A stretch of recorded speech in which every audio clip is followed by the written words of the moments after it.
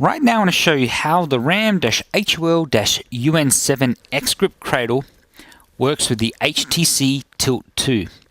So the Tilt 2 actually slides open like so, but you cannot use that in the cradle that way. So it has to be closed. That's just one thing you have to note.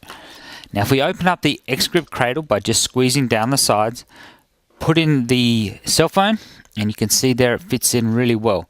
You have access to the bottom and the top. And on the side here you can see you got plenty of room there for all the connections and buttons. One other thing to note on the back, if I just pop this out of its cradle, you can see the camera shows through as well. So there you have the RAM-HOL-UN7 X-Grip Cradle with the HTC Tilt 2.